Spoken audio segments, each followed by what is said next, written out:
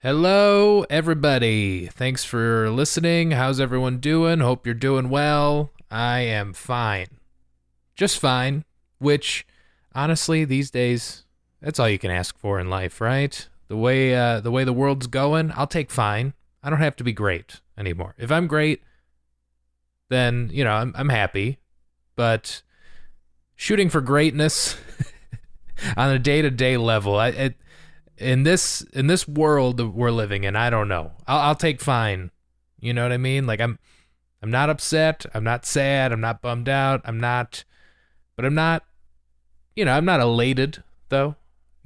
Every once in a while I have a great day, but on the day to day, I think by the end of your life, you should have more good days than bad, right? So at the time of this recording, it's a good day.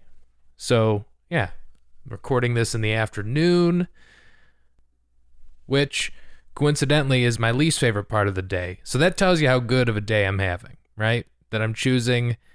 There's something about the mornings that I love now. The older I get, I'm becoming a morning person, even though I still struggle getting out of bed in the morning. Like some days, those days when you like wake up at an hour early before you're supposed to, let's say 5 a.m., like way too early, right?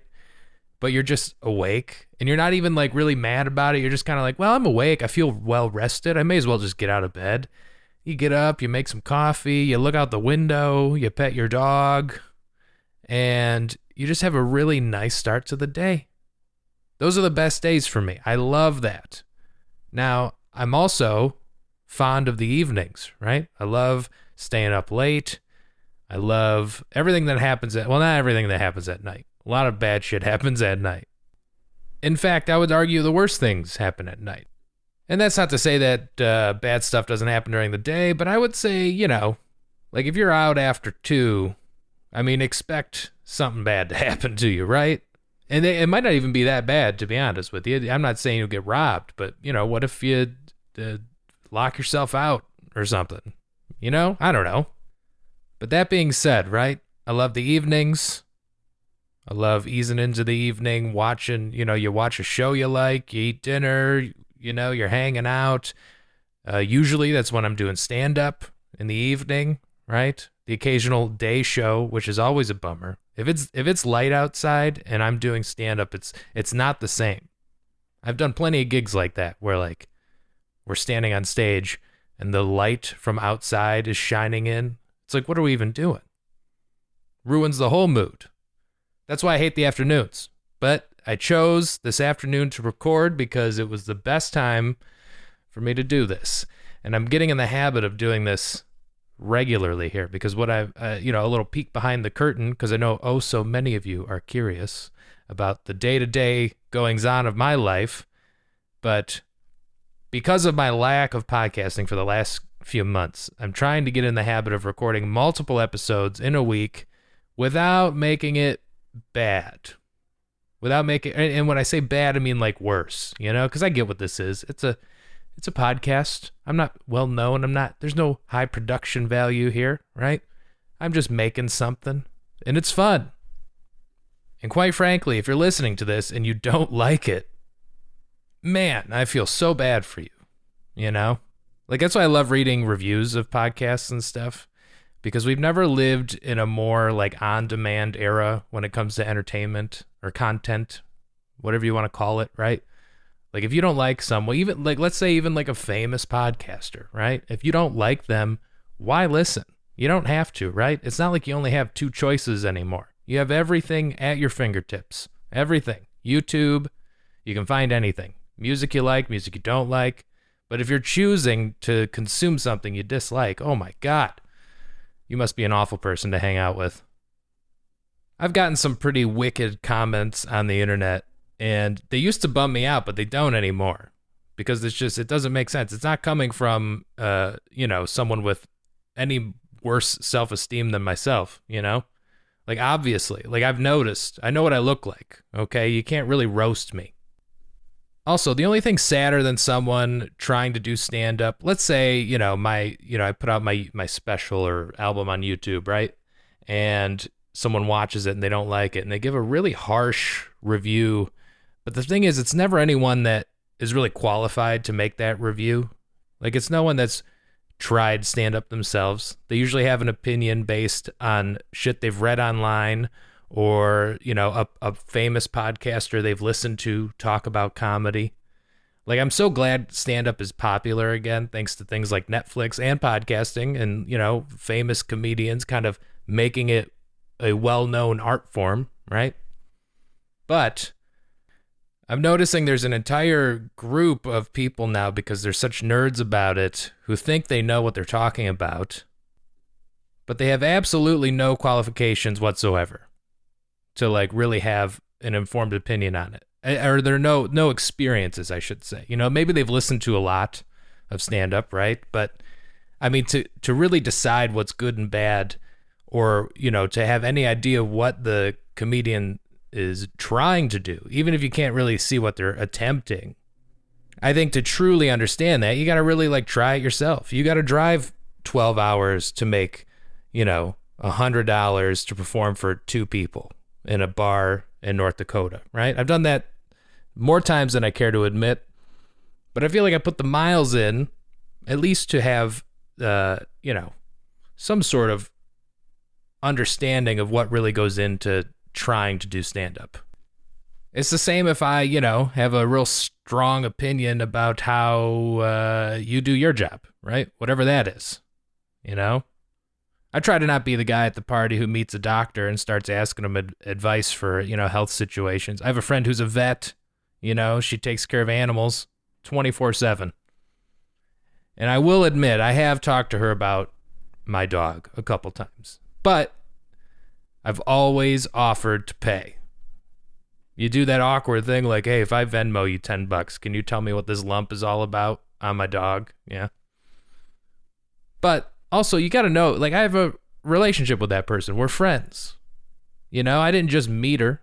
And I would never, like, I would never just send someone a message based on their profession, like, hey, just curious if you can give me advice on this thing because I don't want to pay to take my dog into the vet. You know what I mean? I hate those people. It's like when you say, oh, you do stand-up, can you tell me a joke? Stop it. Never do that. Also, I'm not saying that out of arrogance either, okay? I'm not telling you a joke, not because I don't want to. Well, I guess yes, because I don't want to, but also it's not going to work right now. We're standing in a bar and it's loud. There's music. There's people yelling. Like, I'm not doing this. No. I just think the internet has ruined our abilities to be, like, appreciative of most things. Everyone has to be a critic now. And I'll admit I get that way sometimes, but the difference is I'm self-aware enough to not really, I've never left a YouTube comment. Never. And especially a negative one, right? Who am I to tell this guy his sand art is stupid? Especially when they have millions of views and compared to me, right? Clearly people like watching that shit.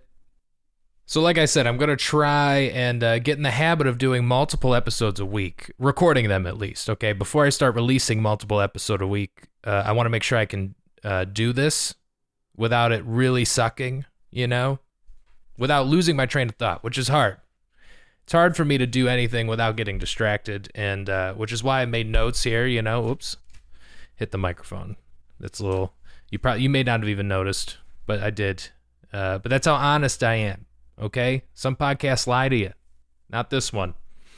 So I made some notes. You can hear my papers, little talking points I wanted to get to this week. But something I've noticed, and now like I said, I'm banking these episodes, so I'm hoping by the time you hear this, it's still somewhat relevant. But the cicadas where I live in Chicago have been unbelievable. Somehow it seems the population has quadrupled, and I don't get it. It's very obnoxious. You can't, and it's like all day. I'm hearing them all day. And 3 have flown into me while walking the dog. I don't get it. I've never actually seen one until this year. There were 2 on the sidewalk, spooked the hell out of my dog, which is actually quite funny. But I didn't know what it was, and then you start hearing them. So we have the window open, and one actually got in right? When it's just, they're screaming at you. And I opened the screen door and one flew in. And immediately I'm chasing one around the house, and I finally trapped it under a pint glass, and it's still just screeching, you know? And like, I thought this was a great opportunity for me to get back at it by being annoying. So I just started playing my podcast loudly right next to it. And I woke up the next day. It was on episode 10, and I set it free. Do you guys know, is there any point to these things? I don't think it, like, I feel like everything in nature has a reason for existing, right? Just about, except for the appendix, right? But there can't be a good reason for cicadas to exist. What do they do? Now, a quick Google search here, which is funny. Do you think I can't be the only person that's Googled what's the point of cicadas? You know, some shitty Seinfeld quote, like, what's the deal with cicadas? They're a valuable food source for birds and other predators. Well, this year it seems like they're not eating them. They aerate lawns and improve water filtration into the ground. God damn, they're annoying as shit. I think, with all of the pollution and all of the damage humans have done to Earth, how are these things still around? Like, I mean, we've ruined everything. The oceans, aquatic life is pretty much going to go extinct in our lifetime, yet these things still roam free. It seems like we're killing all the good stuff. We're ruining the water, we're ruining the air, the stuff we need. Why can't we just kill off cicadas? I mean, if we're going to ruin the environment, why don't we start with some annoying ass insects? So I was telling you guys about our new place here and how I'm getting used to it still. And we live on a much busier street than we used to. I'm still adjusting to a lot of the noise. It's so funny. You get so used to, when you live in a big city, you get so used to loud noises that when you go somewhere where there aren't any, like I'll go home and stay at my mom's house, right? And she lives in like a quiet suburb. At night, you think you're out in the woods, No cicadas, though. No cicadas where she's at. But you would think, like, it's actually almost more uncomfortable. Some people hate the noise of the city, but once you get used to it, silence is the worst. You just don't know. I kind of like it. I kind of like the hum of the city, but traffic is so goddamn loud at our new place. And like, we're right above the street. Like, you can see right down to it and hear every noise, right? Big, busy streets. So we get fire trucks, ambulance. I mean, it's as city as it gets, and you'll probably hear some of it during these recordings, but I'm getting used to like the corner we're on, like at our old place. You actually knew, even though everybody parked on the street, you actually knew whose car was who. You start like, okay, this person lives here. The red Honda lives somewhere on this corner, right? Because they're parked here all the time. Or you see them moving, it might be in a different spot, but they're in it. And you start to realize which cars like live here, which ones are just here temporarily, things like that. And I'm starting to witness some patterns like that. And one of them has been the same car alarm going off every day. And when I say it's going off, it the rhythm of the alarm, you know what it sounds like, your typical car alarm. We're talking 30 seconds in, it's doing the whole, I'm not going to try and do the impression. Okay, I'm not going to do that. I'm a little more mature than that. Also, I know it's going to be terrible, but just imagine that annoying ass car alarm, and it happens every single day.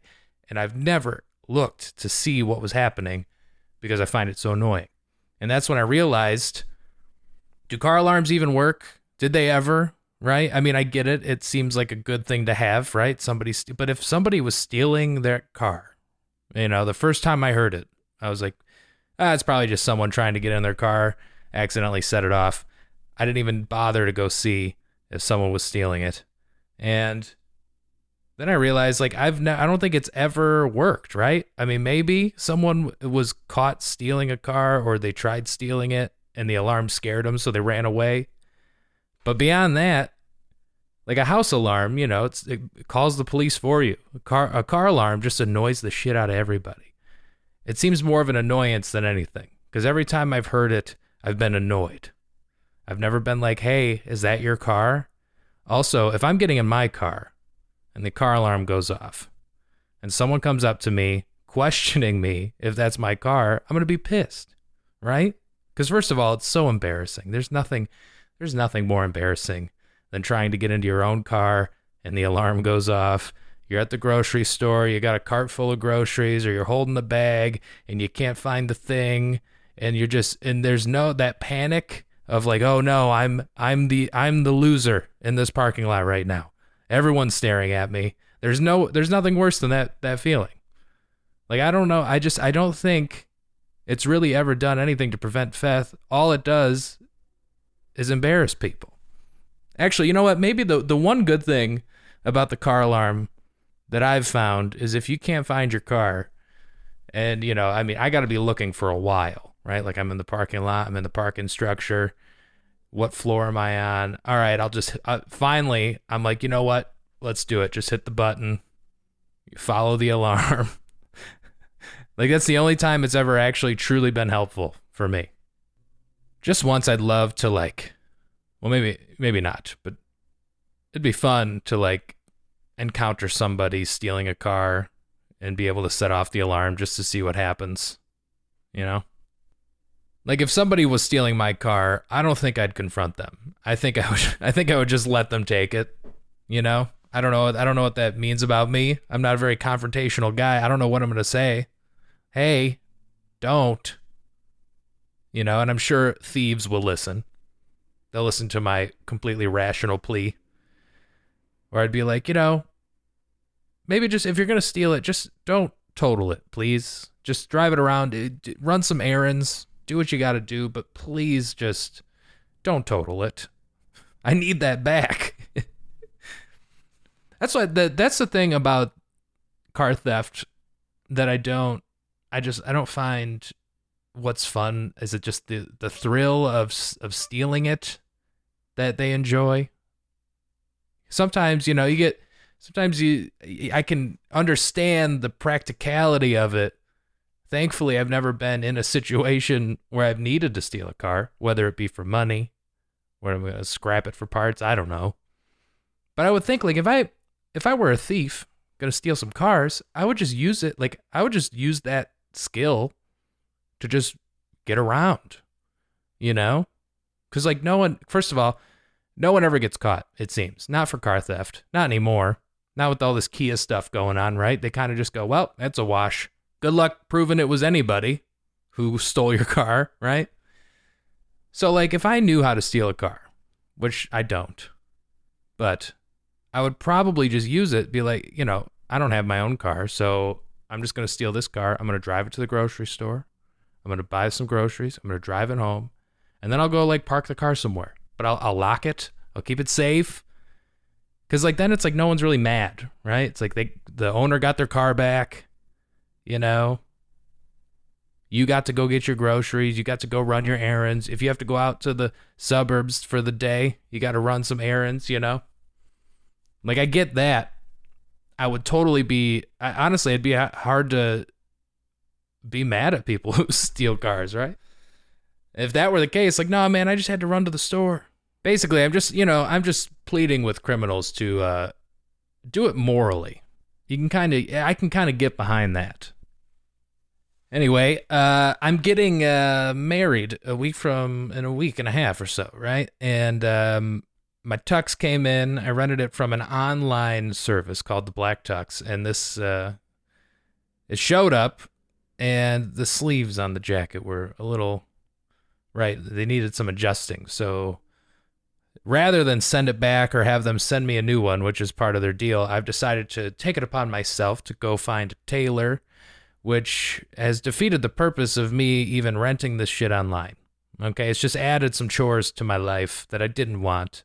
I've been trying to find a tailor, which you would think would be easy in a large city, the third largest city in the United States. I cannot find a tailor, right? And I should say I've found a tailor, but of course they're like, we're closed for a week. And literally the message on the answering machine, because they don't have a website.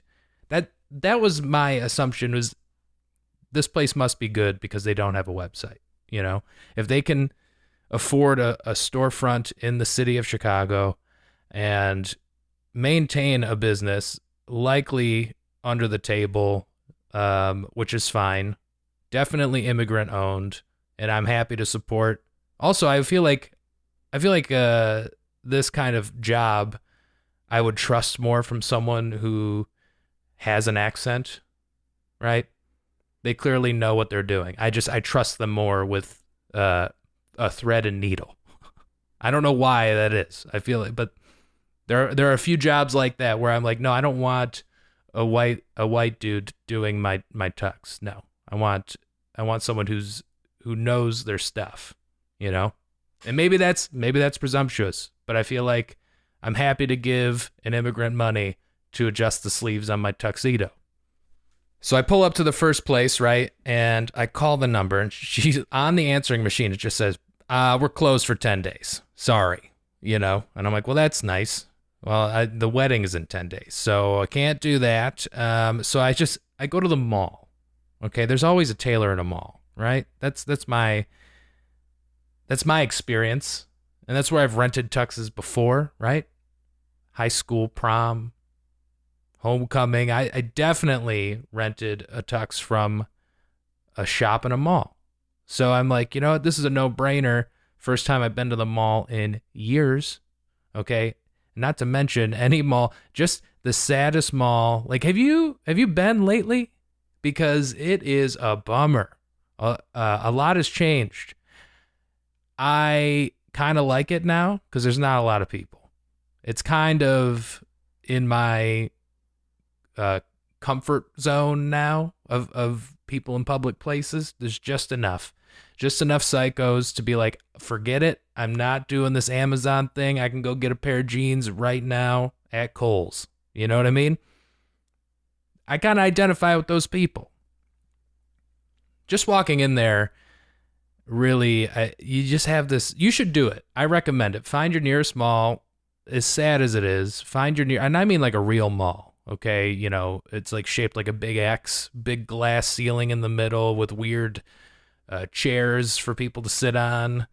But I love what's left of them because they're still trying, man. They're still trying. They still have the kiosks. First of all, I walk in, the smell, every mall smells the same. You smell the Auntie Anne's, the perfume store, the weird aromas coming out of the nail salon that's in there, which was packed, by the way. Like, what do these people know that I don't? Go to the mall to get your nails done, right? And this mall doesn't even have a Starbucks. You know it's a bad mall when Starbucks is like, okay? Leave that for the coffee bean. And like I said, like I don't mean to shit on it. I actually might become a regular at this mall. I don't want to, like, because, you know, I want to support what's left, right? So I went to this, it's just like a suit. It's called like Men's Suits. That's just the name of the store. It's across from the Oriental Rug. And I say Oriental Rug because that's what the sign says. That's what the sign says. It's literally called Oriental Rug. And it's just rugs. I can't believe that exists, but it's bizarre. That's what's left of the mall. You got the random rug shop. You got the Men's Suits place. You got the Kohl's, which is holding it down, right? That's pretty much they're paying the rent for everybody. Everyone else is just extra cash, right? The kiosks are just as sad as it gets, man. And like, people are working at these places. And how are they making any money? Okay, is anyone going to get their Metro PCS phone fixed at the mall kiosk anymore? You know, like, there's a guy riding around on this like weird animal, like, it's for kids. It's like an animal ride, but it's just like a little cart that floats around. And he's just driving around because who's bringing their kids to the mall for a ride on this thing? And you got the group of weird old dudes that are like clearly like a gang of buddies who meet there to go for a walk, like they're mall walkers, you know? And it's 2 levels, this mall. It's 2 levels. And this is when I thought, you know, I took my time. I walked around the entire mall because it's not very large. It's just like your typical suburban mall vibe, you know? And I walked around the whole thing twice. And I was like, you know what? This is kind of like soothing to me, right? You get that nostalgia kick. You got the smells. You got the feel, you know, the lighting, everything about this mall just took me right back to like, being a kid, going to the mall with your parents or like going with your friends. People used to do that shit. No one does that anymore, man. Like if you go to the mall, you are desperate. No one's going there for fun. People just used to go to hang out. I used to work in a mall and it was like the place to be. Not anymore, man. But I kind of like that. Which leads me to my next point. I think I'm gonna just bite the bullet and become a mall walker. I know I'm only 31, but this activity seems to really appeal to me for some reason. Like I went for a walk at the mall while I was there. I'm like, you know what? I just want to see what this whole place is about. I want to see every store. I'm not looking at a map. I'm literally going to walk every inch of this place. And I felt great after. You get out in public. You don't have to worry about shootings because there's not enough people there to shoot anymore. Okay, you're not even going to make the news. There's no mass shootings at malls. Okay, there's not enough people. So as far as I'm concerned, if you're at the mall, you're safe. So I think I'm going to do this. I think I'm going to start once a week.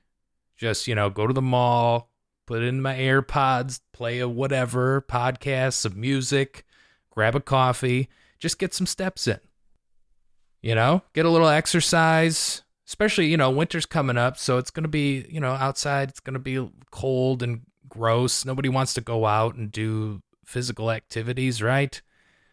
And I'm tired of paying for the gym membership that I don't get my money's worth.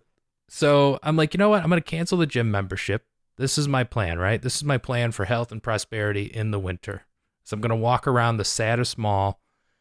If I can walk a mile or two, get some public, because I got to go out more. I've learned, like, I'm pretty cooped up. And I don't know if that's good for my mental health, really, right? Because I never leave the house. I never leave.